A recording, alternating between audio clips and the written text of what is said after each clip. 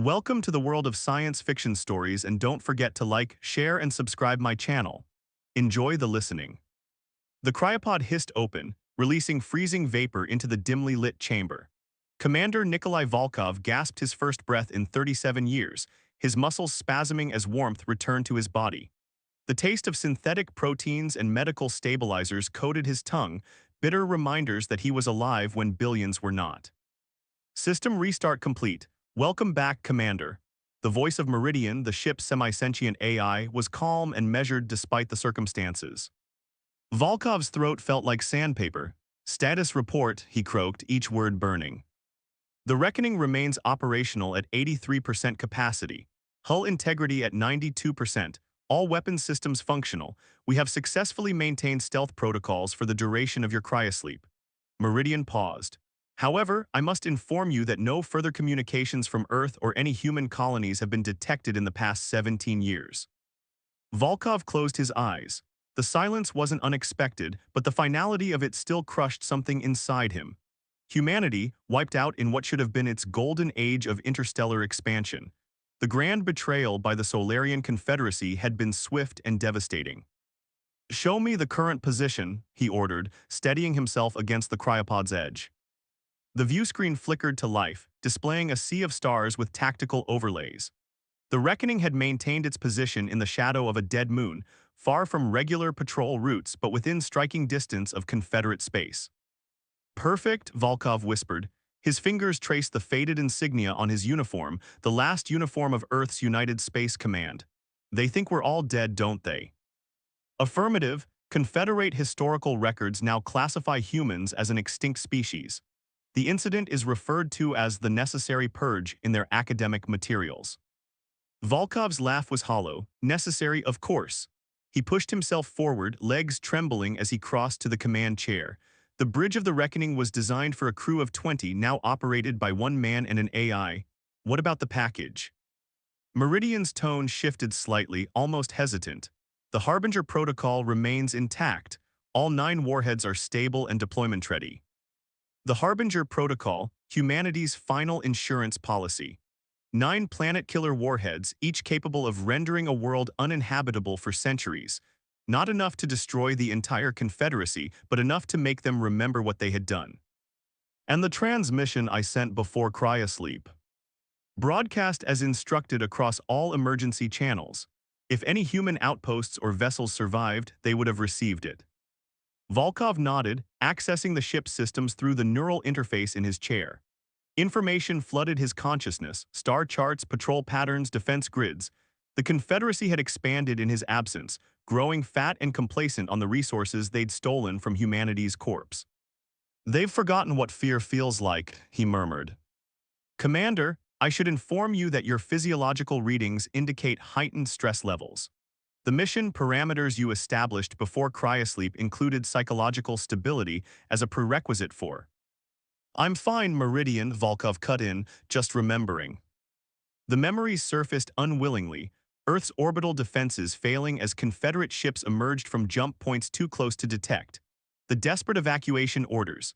His wife and daughter boarding the civilian transport that never made it past the moon. The final transmission from Earth command ordering all surviving ships to scatter and hide. And then silence, billions of voices extinguished in a methodical genocide. "Set course for the Arcturus Gate," Volkov ordered. "Minimal emissions, passive scanners only." "The Arcturus Gate is heavily guarded, Commander. Current Confederate patrol strength indicates." "I know, but it's the fastest route to their core systems." Volkov pulled up the tactical overlay, studying the defensive formations. "They won't be expecting us. No one expects ghosts." The Reckoning hummed to life around him, ancient engines awakening with a deep, resonant throb that seemed to echo Volkov's own heartbeat. Unlike the sleek crystalline designs favored by the Confederacy, the Reckoning was all hard angles and reinforced plating, a monument to humanity's understanding that the universe was not a friendly place. "Estimated time to Arcturus Gate, 43 hours at stealth speed," Meridian reported. "Good, that gives me time." Volkov rose from the command chair and moved to the weapons console. "Begin diagnostic sequence on the Harbinger warheads. I want to review each targeting solution." "Commander, may I ask a question?" Volkov paused. Meridian had developed unusual behavioral patterns during their long isolation. Go ahead. The Harbinger Protocol was designed as a deterrent. If humanity is indeed extinct as evidence suggests, what purpose does our mission now serve? The question hung in the air. Volkov stared at the main view screen, at the distant sparkle of stars that had once represented hope and exploration, now transformed into a vast graveyard. Justice, he finally answered, or vengeance, I'm not sure there's a difference anymore. Understanding the distinction may be crucial to mission success. The mission is the same either way, Meridian. They need to know what they've done. The galaxy needs to remember that actions have consequences. Volkov's fingers traced the activation sequence for the ship's main weapons. Start the countdown. In 43 hours, the Confederacy learns that humanity isn't as extinct as they thought. As the Reckoning slipped silently from its hiding place, accelerating toward Confederate space, Volkov watched the stars blur. Somewhere among those lights, the architects of humanity's downfall went about their lives, confident in their security, certain their crimes were buried in history. They had no idea that history was coming for them. The Reckoning drifted through the debris field of what had once been a thriving mining outpost. Fragments of processing stations and shattered habitation modules created a perfect blind spot in the Confederate sensor grid, a ghost ship hiding among the remains of forgotten industry. Commander Volkov studied the tactical display with narrowed eyes. 3 Confederate patrol vessels had passed within scanning range in the last hour, but none had detected the Reckoning's presence. The old Warship's stealth systems were holding despite their age, a testament to human engineering that had long been dismissed as primitive by the Confederacy. Meridian analysis of patrol patterns, Volkov requested, his voice barely above a whisper, though there was no one to hear him but the AI. Confederate patrol frequency has increased by 37% in this sector, Meridian replied. Their search patterns suggest standard protocol for unidentified vessel detection rather than specific pursuit. They are unaware of our exact position. Volkov allowed himself a thin smile. They sense something, but they don't know what. Commander, I've detected an encrypted transmission on an outdated frequency. The encryption matches pre-fall human military protocols. Volkov's head snapped up. Source. A relay beacon within Confederate space. The signal is weak but deliberate.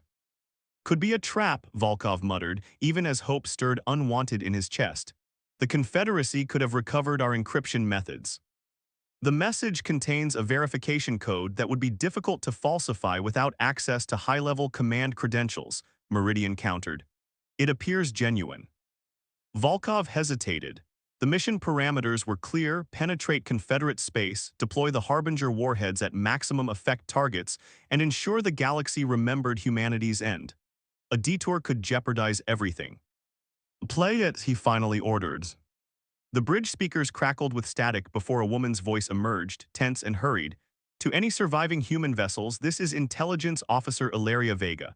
I've been embedded within Confederate space since before the fall. If you're receiving this, respond on subfrequency 7 with authentication code Lazarus. I can help you navigate the inner defense grid. You're not alone. Silence fell on the bridge.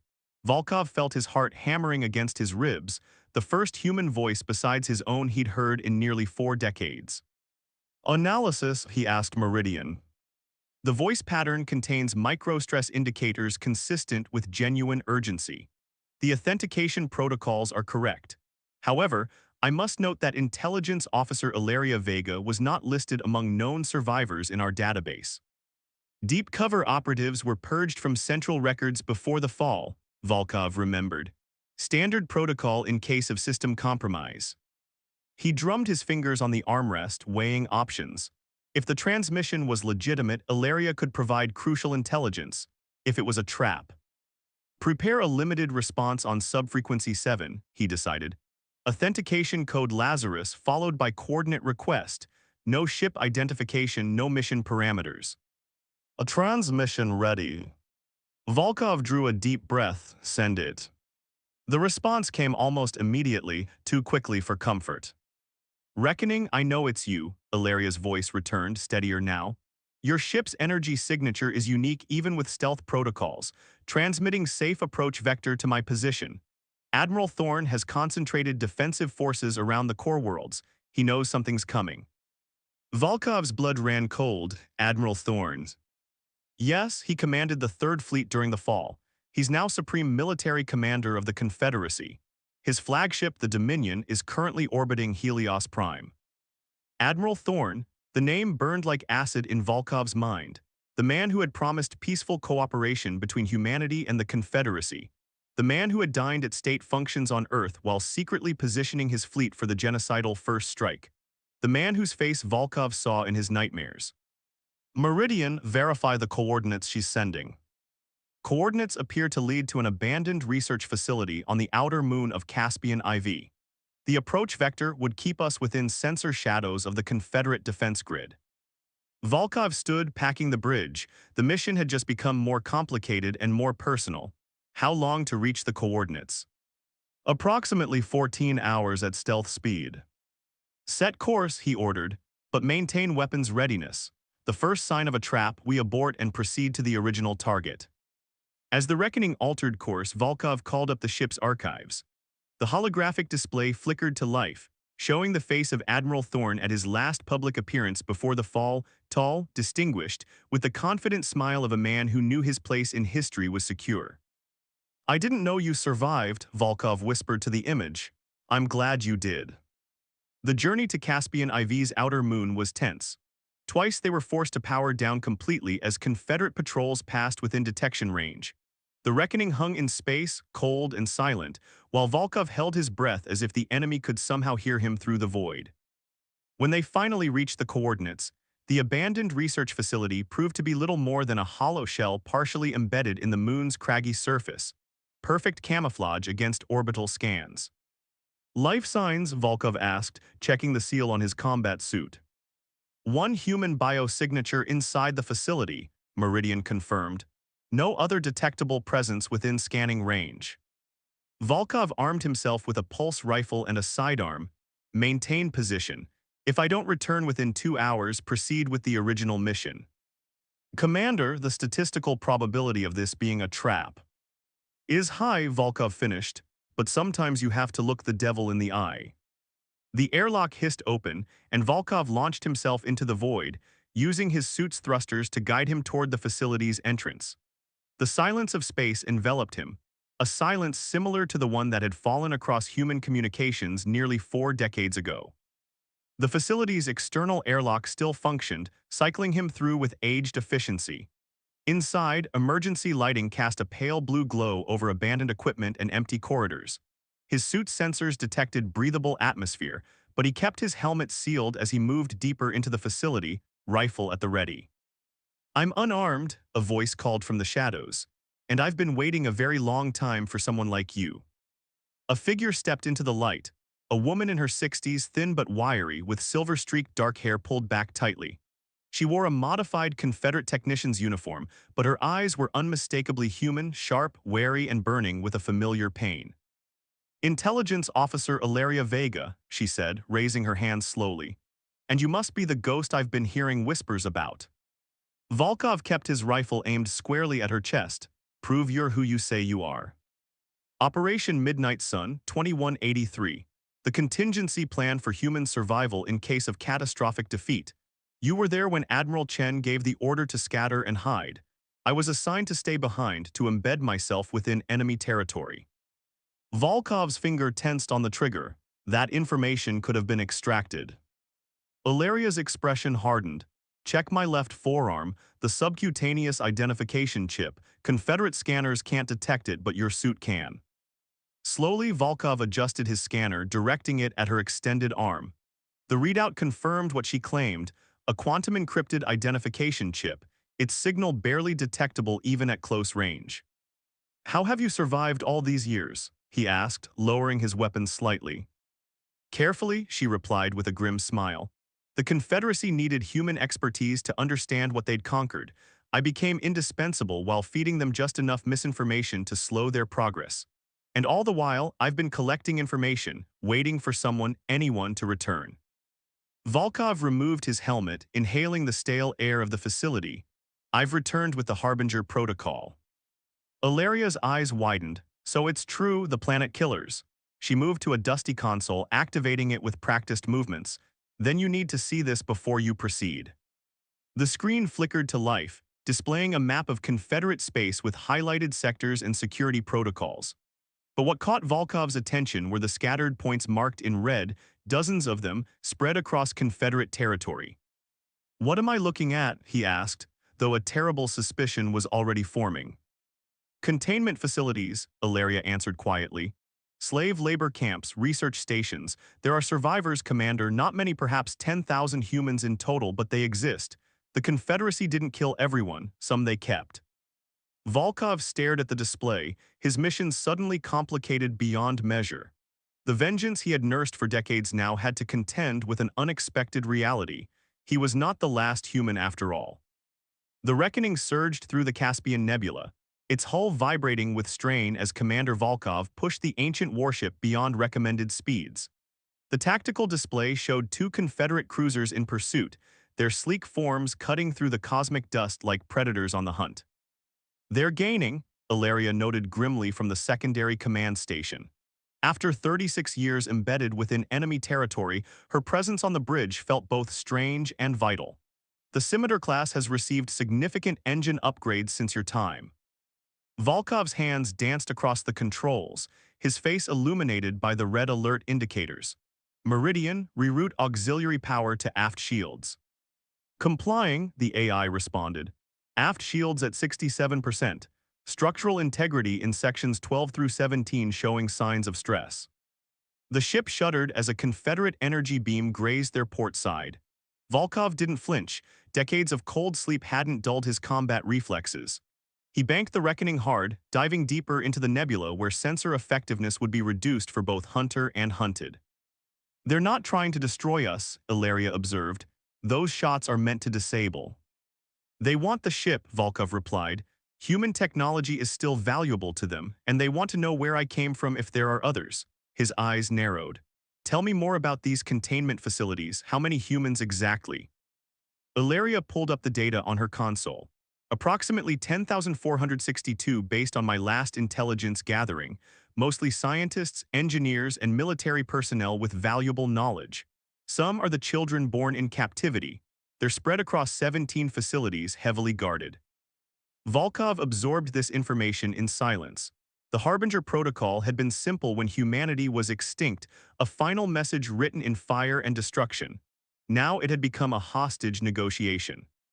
"Incoming transmission," Meridian announced. "Confederate military frequency." "Let's hear it," Volkov ordered. A smooth, cultured voice filled the bridge.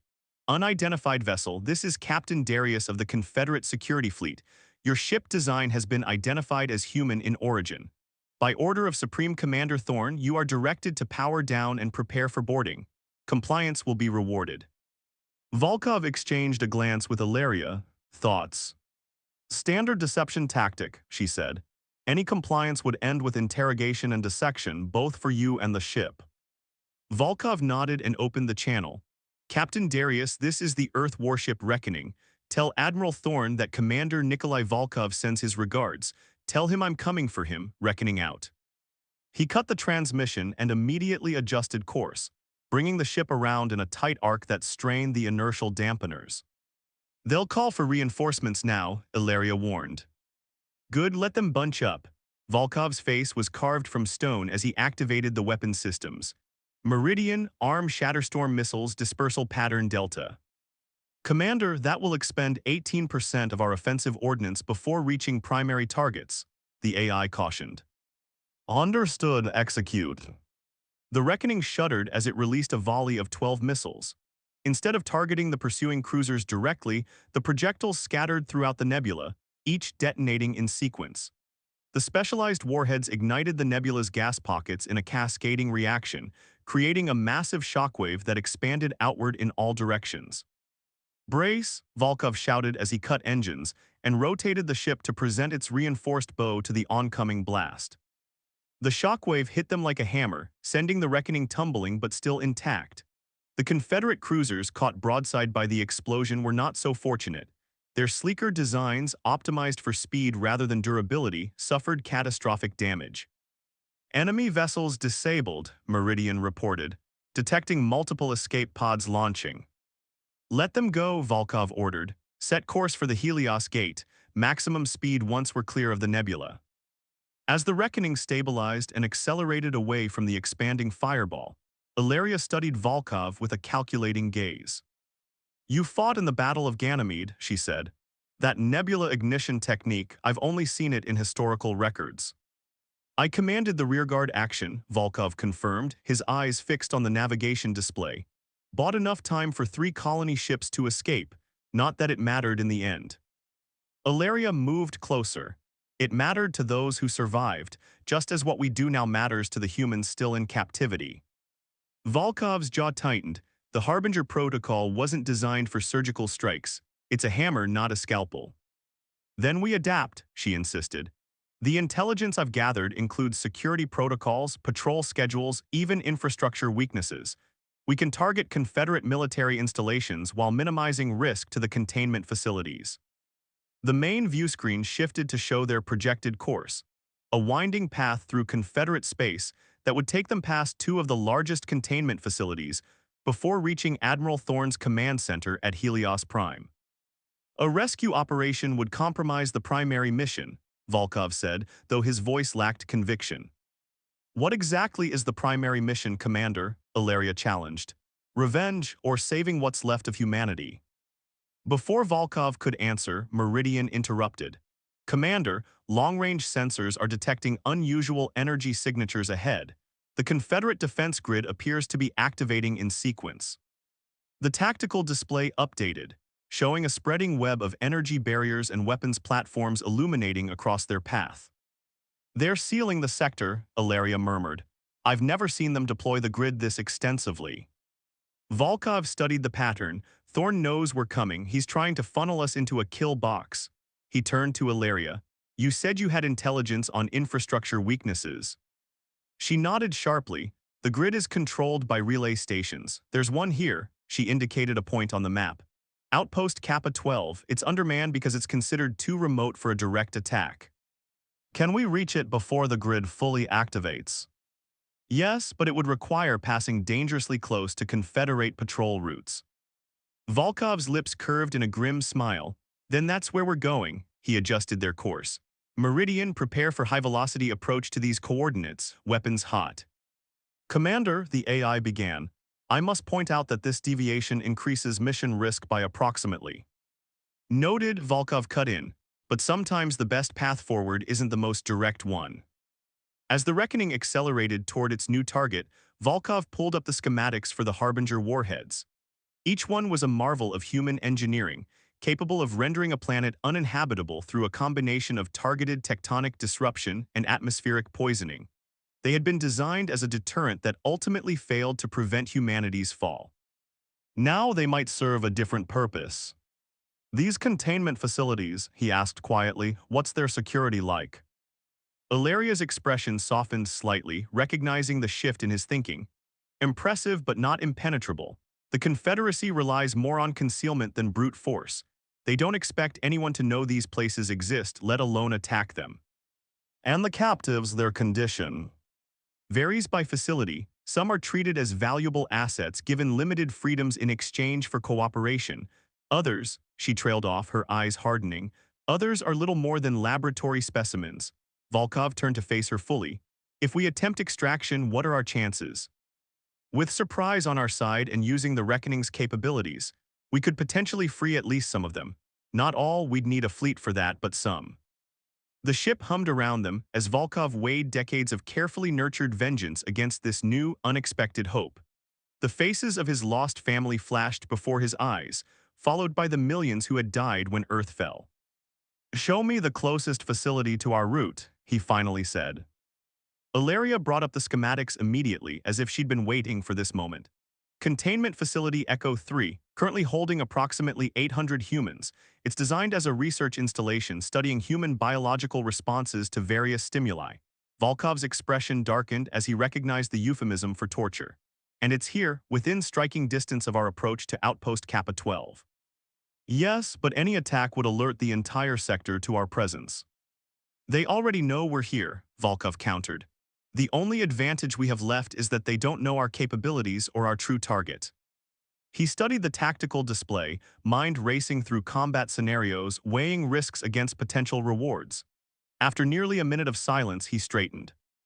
New mission parameters, he announced. We disable Outpost Kappa 12, create a breach in the defense grid, then strike Facility Echo 3 and extract as many survivors as possible before proceeding to Helios Prime. Illyria's composure cracked, revealing a flash of genuine emotion. You understand this reduces our chances of reaching Thorn. Yes, but it gives us something more valuable than vengeance. Volkov's voice was steady. It gives us purpose. As the reckoning accelerated toward its new objective, alarms suddenly blared across the bridge. The tactical display flashed warnings as multiple signatures appeared behind them. Confederate battle group detected, Meridian reported. 7 vessels, Dagger-class destroyers, they are pursuing on an intercept course. Volkov's hands returned to the controls. Time to intercept. At current speeds, they will overtake us before we reach Outpost Kappa 12. Then we need to be faster. Volkov activated the ship's emergency thrusters, a system designed for short bursts of acceleration at the cost of significant strain on the hull. Divert all non-essential power to propulsion and forward shields. The Reckoning lurched forward, acceleration pressing them into their seats as the ancient warship pushed beyond its design specifications. Warning indicators flashed across every console. Hull integrity at risk in sections 21 through 24, Meridian warned. Recommend reducing speed. Denied, Volkov said through gritted teeth. We only need to hold together long enough to reach the outpost. Illyria secured herself in the secondary command chair, her face grim but determined. The Confederacy won't expect a frontal assault. Their tactical doctrine relies on overwhelming force rather than bold strikes. Then let's remind them how humans used to fight, Volkov replied, his eyes fixed on the approaching outpost as the battle group closed in behind them. The Reckoning hurtled forward, a lone warship carrying the last free commander of humanity's fallen forces, and the faint, flickering hope that extinction might not be humanity's final chapter after all. Outpost Kappa 12 loomed ahead, a geometric cluster of angular structures and defense arrays silhouetted against the violet glow of a distant nebula. The Confederate facility was already on high alert, its weapon systems tracking the Reckoning's approach with mechanical precision. They've locked weapons, Illyria reported, her fingers dancing across the tactical display. Defense grid at full power. Volkov guided the Reckoning into a spiraling approach vector, pushing the aging warship through evasive maneuvers that strained its structural integrity. The pursuing Confederate battle group had fallen behind, unable to match the desperate speed of their quarry, but they were still coming. A wave of destruction merely delayed, not avoided. Meridian analysis of outpost defenses, Volkov commanded. Primary defenses include 12 anti-ship batteries, 4 energy projection arrays, and a gravitational disruptor, the AI responded. Detecting approximately 87 life forms aboard, primarily Confederate military personnel. Volkov's eyes narrowed as he studied the outpost's configuration. The relay control node, where is it located? Central Operations Tower Level 5, Illyria answered before Meridian could respond. It's the most heavily shielded section. Then that's our target. Volkov activated the weapon systems. Prepare main cannons, concentrated fire. Meridian, calculate firing solution to penetrate directly to Level 5. Commander, Meridian interjected, such a strike will likely result in total destruction of the outpost, including all personnel aboard. Volkov hesitated only briefly. The Confederacy showed no mercy to Earth, but he adjusted the targeting parameters manually. We'll give them 30 seconds to evacuate non-essential areas. Open a channel. The communications system crackled to life. Volkov's voice was steady, almost conversational as he addressed the outpost. Confederate Outpost Kappa 12, this is Commander Nikolai Volkov of Earth Warship Reckoning. You have 30 seconds to evacuate all personnel from your Central Operations Tower before we destroy it. This is your only warning. He cut the transmission and watched the scanner. Almost immediately, small energy signatures began moving within the outpost, personnel fleeing the targeted area. They're evacuating, Illyria noted with surprise. I wouldn't have expected them to believe you. Fear is a universal language, Volkov replied. and they've just remembered what it's like to be afraid. When the 30 seconds elapsed, Volkov didn't hesitate. Fire main cannons. The Reckoning shuddered as its primary weapons discharged, lances of concentrated energy that sliced through space and struck the outpost's central tower with surgical precision. The Confederate shields flared brilliantly before collapsing, allowing the beams to penetrate the structure. The tower didn't explode as much as it disintegrated, vaporized from the inside out. Direct hit, Meridian confirmed. Relay node destroyed, defense grid power dropping across the sector. The tactical display updated, showing the spreading failure of the Confederate defense network as it lost coordination. Like dominoes falling, the energy barriers began to flicker and fade, opening a path deeper into Confederate space. Secondary explosions detected throughout the outpost, Meridian continued. Structural integrity failing, multiple escape pods launching. Volkov didn't waste time watching the outpost's death throes. Set course for Facility Echo 3 maximum speed. We have minutes before they reroute grid control. The Reckoning banked sharply, accelerating away from the crippled outpost and through the gap in the defense grid. Behind them, the Confederate battle group altered course to follow, but they were minutes behind precious time that Volkov intended to use to its fullest. Approaching Facility Echo 3, Meridian announced as they cleared the defense grid. Facility appears to be on heightened alert but has not yet initiated lockdown protocols. The containment facility was deceptively ordinary in appearance. A domed complex built into the surface of a small moon, its true purpose hidden beneath layers of false identification tags marking it as a mining operation. They're scrambling fighters, Ilaria warned, monitoring the defensive response. 3 squadrons launching. Volkov engaged the point defense systems. Meridian, scan for human life signs, pinpoint their exact location within the facility. Scan complete, detecting approximately 823 human biosignatures concentrated in the lower levels. Facility architecture suggests 3 primary containment zones with separate security protocols. Volkov brought up the schematics Ilaria had provided. We can't dock, too risky. We'll need to breach directly above the containment areas and extract the prisoners before Confederate reinforcements arrive. The Reckoning wasn't designed for rescue operations, Ilaria pointed out. How do you propose to evacuate over 800 people? Volkov's expression was grim. We don't take all of them, not yet. He magnified one section of the facility. This area contains their command center and primary security controls. We hit it first, disable their systems, then extract as many as the ship can safely transport. And the others. We give them the means to protect themselves until we can return. Volkov pulled up the weapons inventory. Meridian, prepare boarding packages Alpha through Delta, and arm 1 Harbinger warhead minimal yield configuration. Ilaria's eyes widened, a Harbinger here. Reconfigured as a localized EMP, Volkov explained. It will disable Confederate systems across this entire region without causing permanent destruction, enough time for the remaining humans to either escape or fortify. The Reckoning dove toward the facility, weathering increasingly desperate defensive fire as it approached. The Confederate fighters swarmed around them like angry insects, their weapons barely penetrating the warship's hardened shields. Boarding team ready, Meridian reported. The team was an automated system, combat drones and extraction units, the best a single crewed warship could offer. Execute breach, Volkov ordered, rising from his command chair. Ilaria, you have the bridge. Keep the engines hot and be ready to extract on my signal. She looked up sharply. You're going personally. These people have been prisoners for decades. They need to see a human face. He checked his combat suit one last time. Besides, someone needs to ensure the security systems stay down. Before she could object further, Volkov moved to the deployment bay.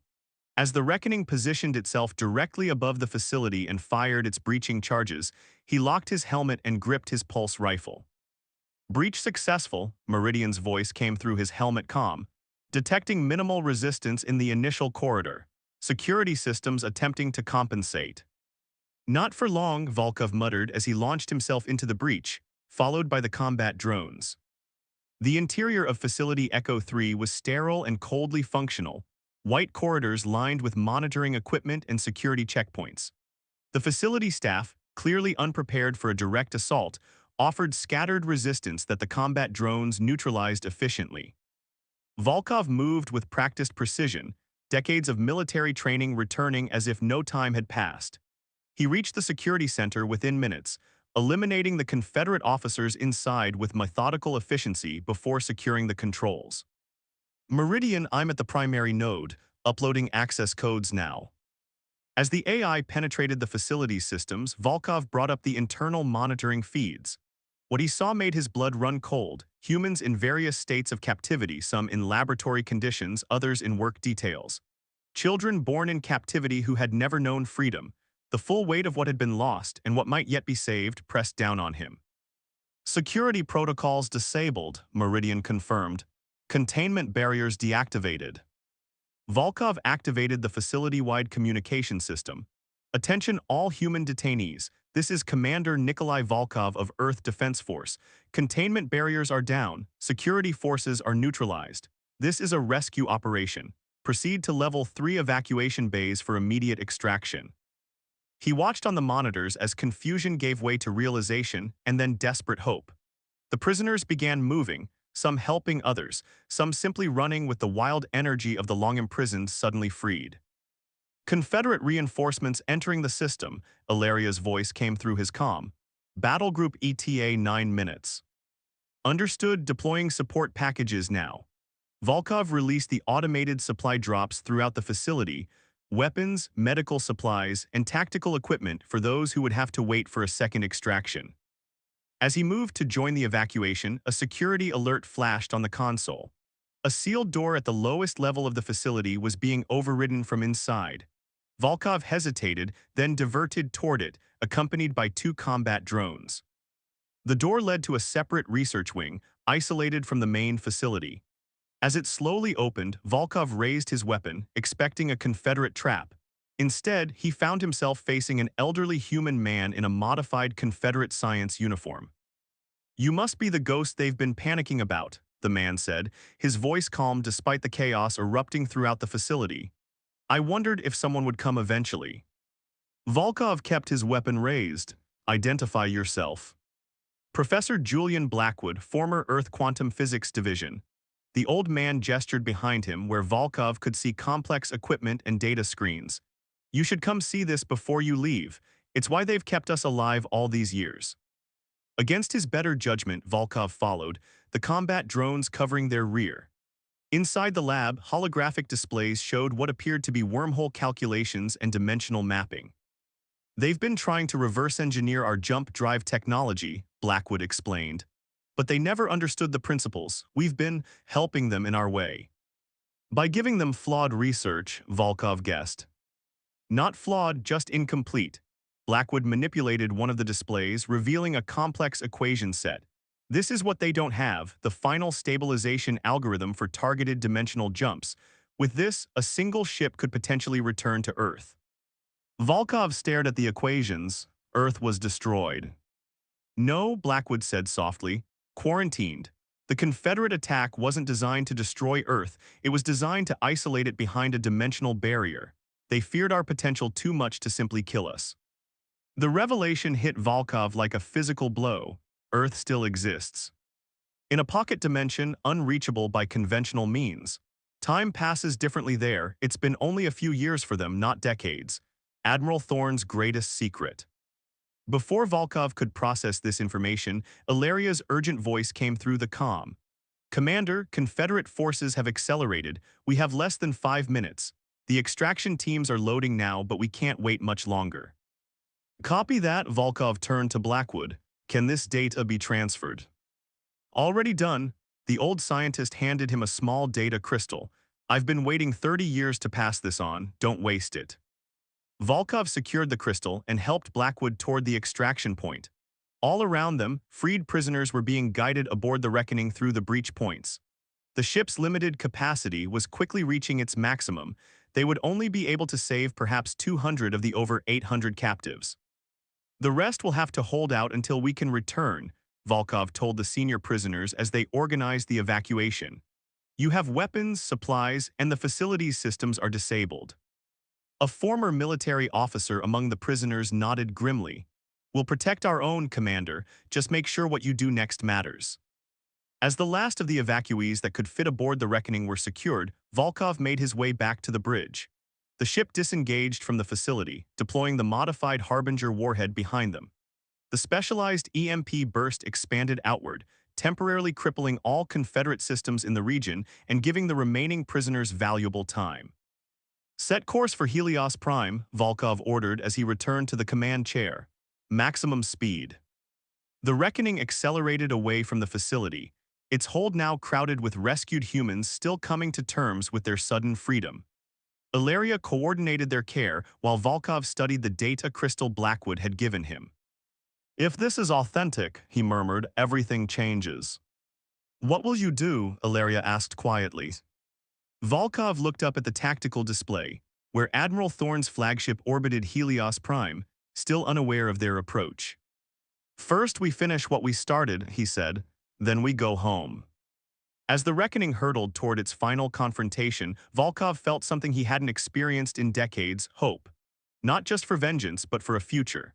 Earth might still exist, and now he had both the means to reach it and the beginnings of a liberated human force. The galaxy had forgotten humanity once. Admiral Thorne had orchestrated their apparent extinction and hidden away the survivors. But the Reckoning had finally come, not just in the form of a warship, but in the resurrection of a species that refused to be erased from history. Commander Nikolai Volkov, no longer the last human commander but now the first of a returning force, set his course for justice, and beyond that to a home he had thought forever lost. The Confederacy had made one critical mistake. They had left loose ends. Now those ends would unravel everything they had built on humanity's supposed grave. The ghost had become a harbinger, not of extinction but of return.